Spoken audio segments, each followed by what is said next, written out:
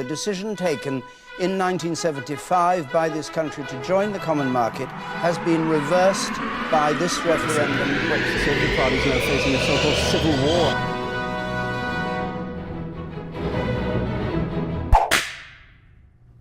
Since the 23rd of March 2016, the Remain cause has attracted increasing support, with more people in open rebellion against Brexit Britain. With the Remainer cause growing exponentially, it seems like Brexiteers are simply a loud minority.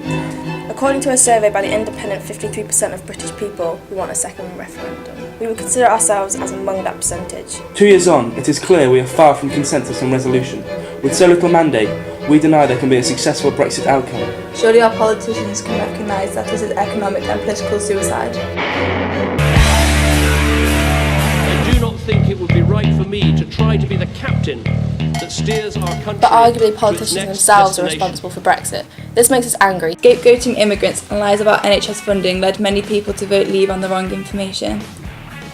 Anger within the public has been steadily increasing since the results of the referendum, with anger at the empty promises and lack of conviction from both sides. Now, opinion polls from what UK thinks shows that 53% of the public believe it's the wrong decision to leave the EU. However, the government refuses to represent this and is hamstrung by a minority within their party. Even worse, it's accepted that 73% of under 24s voted to remain. No one is representing us, the youth, and it affects us the most. This makes us angry.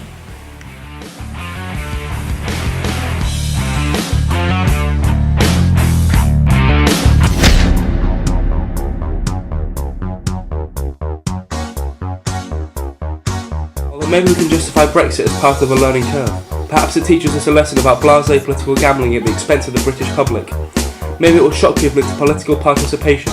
In an era of political disillusionment, there's arguably nothing more important than people grasping what's actually going on. Between 1992 and 2005, youth turnout at UK general elections declined by 28% and has hovered around the 40% mark ever since.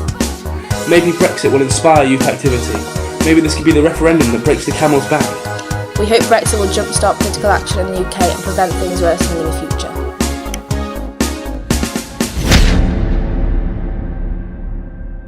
However, the reality is we won't learn from this. You'd think the Brexit disaster would send a warning to the rest of Europe, but that doesn't seem to be the case. If anything, the rise of populist sensationalist right-wing politics from the likes of UKIP has intensified. This strong right resurgence has manifested itself in Italy, Germany, France, Norway and Sweden, with the likes of Five Star and Front National.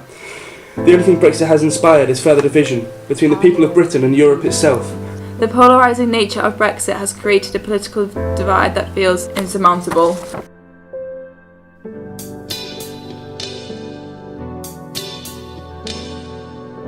In our opinion, Brexit cannot be accepted until the divides that caused it are addressed. Be it north, south, rich, poor, old, young, for young people like us, Brexit is out of our hands, with very little scope to change the outcome. We have very little power. Instead, it's in the hands of the people who represent us to do exactly that, represent us. So to make it clear to the people who represent us, this is what a successful Brexit means to us. We want close trade and relations with Europe. We want our politics to return to sanity. We want the voice of the youth to be considered. We want a resolution that puts this chapter behind us.